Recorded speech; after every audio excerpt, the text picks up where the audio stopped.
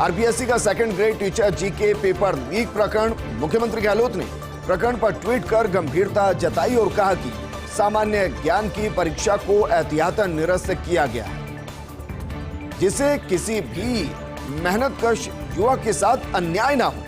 बाकी परीक्षाएं यथावत जारी रहेंगी। सरकार किसी भी युवा के साथ अन्याय नहीं होने देगी। दोषियों को सख्त से सजा दिलाई जाएगी। मैं परीक्षार्थियों को होने वाली परेशानी महसूस कर सकता हूं, लेकिन अनुचित तरीके से परीक्षा पास करने के मंसूबे पाल कर आए लोगों का चयन नहीं होने दिया जाएगा। राजस्थान में सिर्फ मेहनती युवाओं को ही उनका हक मिलेगा। मेरी अपील है कि किसी के बहकावे में आने के बजाय आप अपनी तैयारी करें। भर्ती परीक्षाओं में पारदर्शिता के लिए हमने सख्त कानून बनाया है। दुर्भाग्य से देश भर में पेपर लीक करने वाली गैंग पनप रही है, जिससे जुडिशरी और मिलिट्री तक में पेपर लीक जैसी घटनाएं होती हैं। राजस्थान में सख्त कार्रवाई कर बेईमानों को जेल में बंद किया गया है।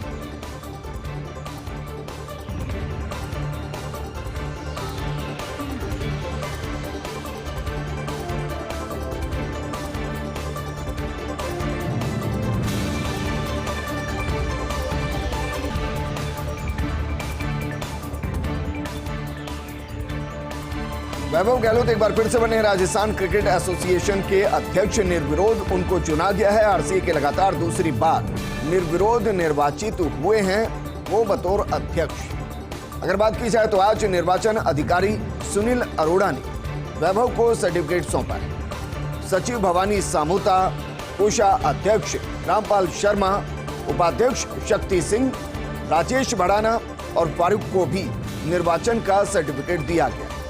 निर्वाचन सर्टिफिकेट प्राप्त करने के बाद वैभव गहलोत का बयान आया। उन्होंने कहा कि निर्विरोध निर्वाचन के लिए सभी का आभार जताता। वो कहते हैं कि सभी 33 जिला संघ मिलकर राजस्थान क्रिकेट के लिए काम करेंगे। छोटे जिला संघों में विकास पर विशेष फोकस करेंगे। रिटायर्ड अधिकारियों की पेंशन पर जल्द ही काम किया जाए। तो वैभव गहलोत एक बार फिर से आरसीए के निर्विरोध अध्यक्ष चुन लिए गए हैं और आज चुनाव अधिकारी सुनील अरोड़ा ने बाकायदा उनको निर्वाचन सर्टिफिकेट सौंप दिया। आरसीए में निर्विरोध निर्वाचन को सुनील अरोड़ा ने सही बताया। खुशी उन्होंने जाहिर की और कहा कि आरसीए ने मुझसे चुनाव कराने का निवेदन किया था। मुझे खुशी हुई कि सभी जिला संघ एकजुट हुए। मैं यूनाइटेड आरसीए को संबोधित कर रहा हूं। मेरा क्रिकेट से ज्यादा लगाव नहीं था, लेकिन मेरे बेटे और पोते को क्रिकेट से लगाव है। मेरा आरसीए से निवेदन है कि लंदन की तरह का म्यूजियम यहां बनाया जाए। टेस्ट क्रिकेट अब T20 क्रिकेट तक पहुंच गया है।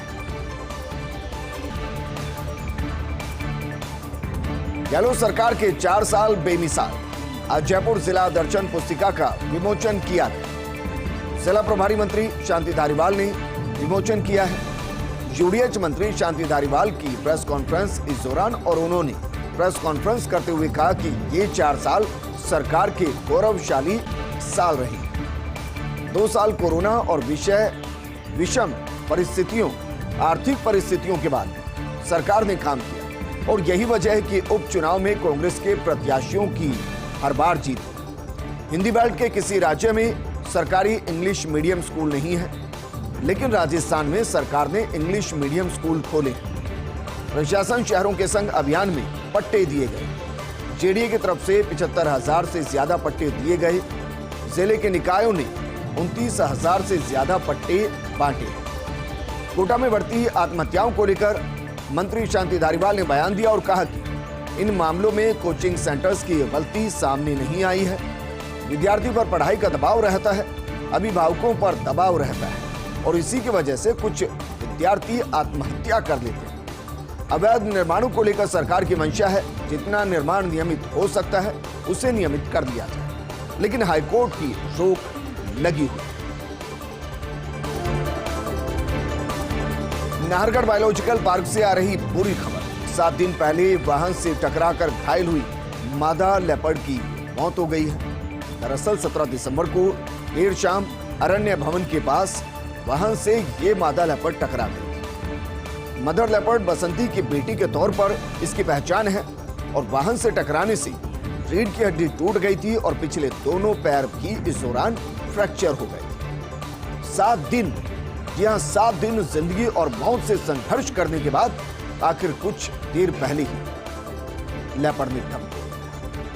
वरिष्ठ पशु चिकित्सक डॉक्टर अरविंद माथुर और मेडिकल बोर्ड करेगा कुछ ही देर में पोस्टमार्टम, और पोस्टमार्टम के बाद रेस्क्यू सेंटर में अंतिम संस्कार किया जाए।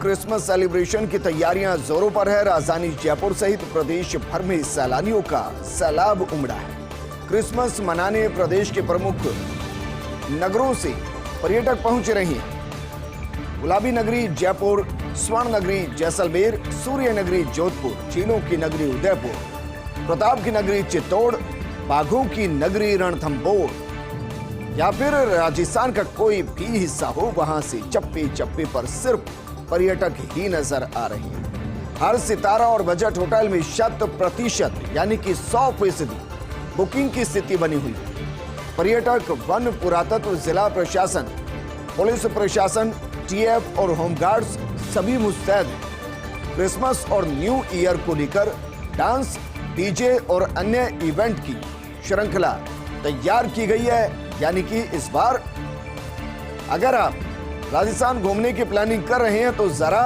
समझिए, क्योंकि राजस्थान में चाहे वो सितारा होटल हो या फिर बजट होटल, सभी एडवांस बुक चल रहे हैं। इसके अलावा आप जिस भी शहर को घूमना चाहते हैं वहां पर्यटकों की संख्या काफी ज्यादा है, लेकिन फिर भी पर्यटक तो आएंगे, क्योंकि एक प्रदेश है जहां गुलाबी नगरी मिलती है, जहां स्वर्ण नगरी है, जहां सूर्य नगरी है, जहां झीलों की नगरी है, जहां प्रताप की नगरी है, जहां बाघों की नगरी है। और इसलिए सैलानियों की बम्पर आवक राजस्थान में हो रही है। और इससे टूर एंड ट्रैवल से जुड़े, होटल इंडस्ट्री से जुड़े लोग काफी उत्साहित है, क्योंकि एक लंबा फेज कोरोना का निकला और उसके बाद जिस तरीके से सैलानी राजस्थान का रुख कर रहे हैं, मानकर चलिए उम्मीद की जा रही होगी कि hotel, tour and travel industry एक बार फिर से वापस अपनी पटरी पर लौटा।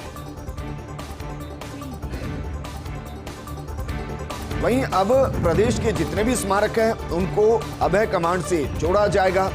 पुरातत्व विभाग राजधानी के स्मारकों पर लगवा रहा सिस्टम, दरअसल हाई रेजोल्यूशन सीसीटीवी कैमरे सिस्टम लगाए जाएंगे। अगले महीने तक सभी संग्रहालय हो या स्मारक हो, उन पर हाई रेजोल्यूशन सीसीटीवी कैमरे लगा दिए जाएंगे। सिस्टम की एक कमांड पुरातत्व निदेशालय में रहने वाली है, जबकि पुलिस के साथ ही पुरातत्व विभाग द्वारा नजर रखी जाएगी। पर्यटन सुरक्षा पुख्ता होगी। जो भी वहां लपके होंगे या कुछ अनवांटेड गतिविधियां वहां हो रही होंगी तो उन पर भी त्वरित कार्रवाई की जा सकती है। राजधानी में आमेर सहित पुरातत्व विभाग के कुल 8 स्मारक हैं और अब ये 8 स्मारक, इन 8 स्मारकों का चप्पा चप्पा हाई रेजोल्यूशन सीसीटीवी कैमरों की जद में होगा। यानी कि हर वक्त जब आप इन 8 स्मारक पर घूम रहे होंगे तो एक तीसरी आंख होगी जो आप पर नजर रख रही होगी, और उस आंख पर जिसकी नजर होगी उसमें एक होंगे पुरातत्व विभाग और दूसरी होगी पुलिस। अब अगर कोई लपका जेब तराश जाएगा तो सीसीटीवी कैमरे के जरिए तुरंत वहां की जो लोकल पुलिसिंग उन स्मारक पर मौजूद होगी उसको सूचना दी जाएगी और वो तुरंत कार्रवाई करती हुई दिखाई देगी। इसके अलावा जो अनवांटेड गतिविधियां अक्सर हम स्मारक स्थल पर देखते हैं उन पर भी लगाम इन सीसीटीवी कैमरों के जरिए लगाई जा सकती है, क्योंकि ये हाई रेजोल्यूशन कैमरे जिसमें लगभग सब चीजें कैप्चर होंगी। उम्मीद करेंगे कि शायद ये नाइट विजन भी हो।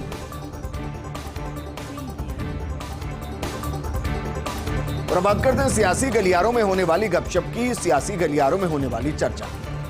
मंच पर मिले तो सही, लेकिन क्या दिल भी दोनों के मिले हैं, ये सवाल है। दरअसल 2 राजपूत छत्रप एक साथ दिखे एक ही मंच पर। कभी दोनों की दूरियां रही भारी चर्चाओं में, लेकिन दोनों का मंच पर साथ गरजना रहा इस बार चर्चा का विषय। हम बात जिनकी कर रहे हैं उनमें से एक है राजेंद्र राठौड़ और दूसरे हैं प्रेम सिंह बाजोर।